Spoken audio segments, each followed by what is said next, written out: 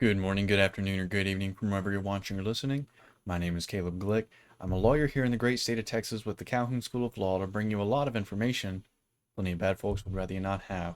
Today we're going to be providing another installation into the Federalist Papers series going on number 28. Now, understanding the Federalist Papers, as I like to say in each one of these lectures, it's going to be greatly to your benefit.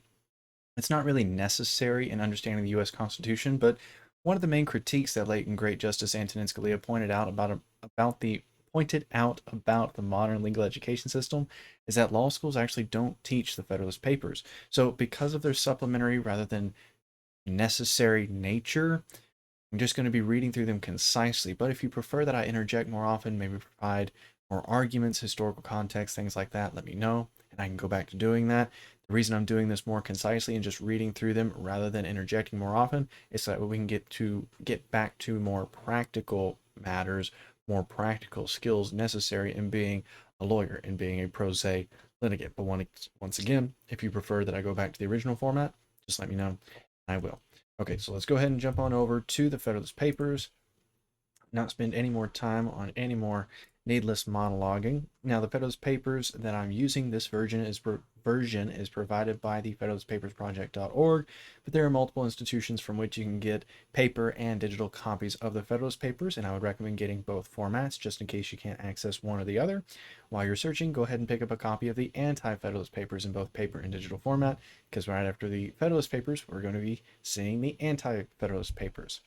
Okay, so Federalist Paper number 28, titled Idea of Restraining the Legislative Authority in Regard to the Common Defense Considered, continued again by Mr. Alexander Hamilton, published in the Independent Journal on Friday, December 26, 1787. He says this: To the people of the state of New York, that there may happen cases in which the national government may be necessitated to resort to force cannot be denied. Our own experience has corroborated the lessons taught by the examples of other nations, that emergencies of this sort will sometimes arise in all societies, however constituted, that seditions and insurrections are unhappily maladies, as inseparable from the body politic as tumors and eruptions from the national body, that the idea of governing at all times by the simple force of law, which we have been told is the only admissible principle of republican government, and it is, has no place but in the reveries of those political doctors whose sagacity disdains the admonitions of experimental instruction. Should such emergencies at any time happen under the national government, there could be no remedy but force. The means to be employed must be proportioned to the extent of the mischief. Who determines that? If it should be a slight commotion in a small part of a state, the militia of the residue would be adequate to its suppression, and the national presumption is that they would be ready to do their duty. An insurrection, whatever may be its immediate cause, eventually endangers all government. Regard to the public peace, if not to the rights of the Union, would engage the citizens to whom the contagion had not communicated itself to oppose the insurgents. And if the general government should be found in practice conducive to the prosperity and felicity of the people, it were irrational to believe that they would be disinclined to its support. If, on the contrary, the insurrection should pervade a whole state or a principal part of it, the employment of a different kind of force might become unavoidable. It appears that Massachusetts found it necessary to raise troops for repressing the disorders within that state, that Pennsylvania, from the mere apprehension of commotions among a part of her citizens, has thought proper to have recourse to the same measure. Suppose the state of New York had been inclined to reestablish her lost jurisdiction over the inhabitants of Vermont, could she have hoped for success in such an enterprise from the efforts of the militia alone? Would she not have been compelled to raise and to maintain a more regular force for the execution of her design? If it must then be admitted that the necessity of recurring to a force different from the militia in cases of this extraordinary nature is applicable to the state governments themselves, why should the possibility that the national government might be under a like necessity in similar extremities be made an objection to its existence? Is it not surprising that men who declare an attachment to the Union in the abstract should urge as an objection to the proposed Constitution what applies with tenfold weight to the plan for which they contend, and what, as far as it has any foundation in truth, is an inevitable consequence of civil society upon an enlarged scale? Who would not prefer that possibility to the unceasing agitations and frequent revolutions which are the continual scourges of petty republics? Let us pursue this examination in another light. Suppose in lieu of one general system, two or three or even four confederacies were to be formed, would not the same difficulty oppose itself to the operations of either of these confederacies? Would not each of them be exposed to the same casualties, and when these happened, be obliged to have recourse to the same expedients for upholding its authority which are objected to in a government for all the states? Would the militia in this supposition be more ready or more able to support the federal authority than in the case of a general union?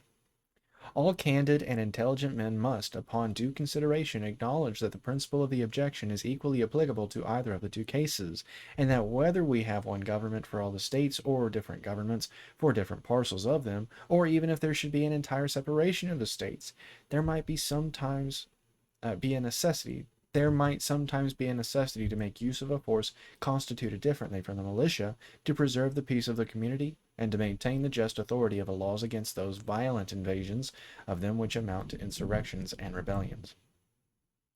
Independent of all other reasonings upon the subject, it is a full answer to those who require a more peremptory provision against military establishments in time of peace to say that the whole power of the proposed government is to be in the hands of the representatives of the people. This is the essential, and, after all, only efficacious security for the rights and privileges of the people, which is attainable in civil society.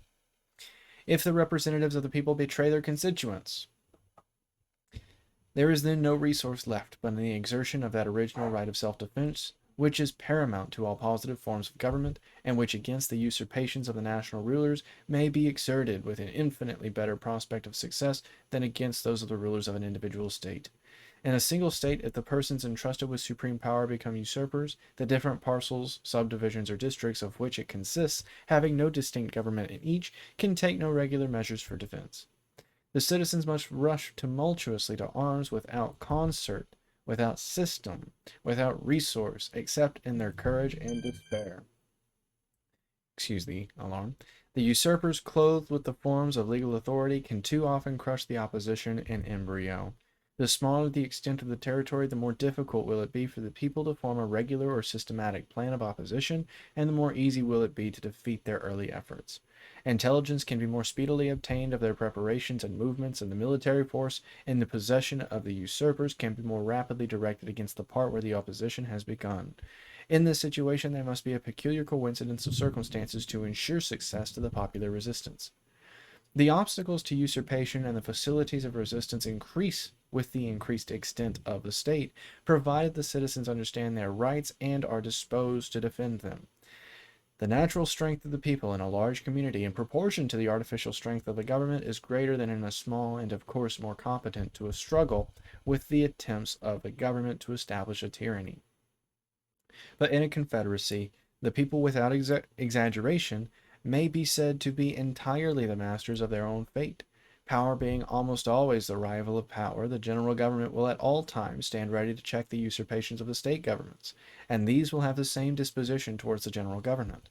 The people, by throwing themselves into either scale, will infallibly make it preponderate. If their rights are invaded by either, they can make use of the other as the instrument of redress. How wise will it be in them, by cherishing the union, to preserve to themselves an advantage which can never be too highly prized? It may safely be received as an axiom in our political system that the state governments will, in all possible contingencies, afford complete security against invasions of the public liberty by the national authority. Highlight that, read it again.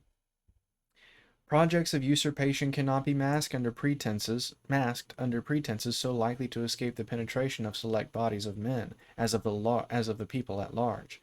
The legislatures will have better means of information. They can discover the danger at a distance, and possessing all the organs of civil power in the confidence of the people, they can at once adopt a regular plan of opposition in which they can combine all the resources of the community. They can readily communicate with each other in the different states and unite their common forces for the protection of their common liberty. The great extent of the country is a further security. We have already experienced its utility against the attacks of a foreign power. and it would have precisely the same effect against the enterprises of ambitious rulers in the national councils. If the federal army should be able to quell the resistance of one state, the distant states would have it in their power to make head with fresh forces. The advantages obtained in one place must be abandoned to subdue the opposition in others, and the moment the part which had been reduced to submission was left to itself, its efforts would be renewed and its resistance revived. We should recollect that the extent of the military force must, at all events, be regulated by the resources of the country. For a long time to come, it will not be possible to maintain a large army. And as the means of doing this increase, the population and natural strength of the community will proportionably increase. When will the time arrive that the federal government can raise and maintain an army capable of erecting a despotism over the great body of the people of an immense empire who are in a situation, through the medium of their state governments, to take measures for their own defense, with all the celerity, regularity, and system of independent nations? The apprehension may be considered as a disease for which there can be found no cure in the resources of argument and reasoning. Yes, how absurd to think that a government would ever create an army. Anyway, I'm going to stop myself before I get into a monologue. If you have any questions about what Mr. Hamilton was saying in Federalist number 28 or in any of the preceding papers 1 through 27, go ahead and post those in the comments. As well, if you have a topic you'd like me to cover in a future lecture, go ahead and post that in the comments, because the entire purpose of the Calhoun School of Law is to provide information, skills, and the knowledge necessary to defend against the instance of not if but when this ever-growing hostile lawfare state comes to harass you, your family, or your property. And I want you to know this information, know the U.S. Constitution, so that way you can best utilize it in defense against any sort of lawfare attack. So once again, if you have any questions at all or a topic you'd like me to cover in a future lecture, go ahead and post those in the comments. Excellent. So my name is Caleb Glick. I'm a lawyer here in the great state of Texas with the Calhoun School of Law to bring you a lot of information that plenty of bad folks would rather you not have. I hope y'all enjoyed this lecture. If not, let me know how I can do better in the comments, because once again, the entire purpose of these lectures is for your benefit. I hope y'all have a wonderful day, and regardless of the topic for the next lecture, I'm not too sure what it'll be. I'll do my best to make it as informative and entertaining as this one, if not more so. Until that next lecture, I bid you all farewell.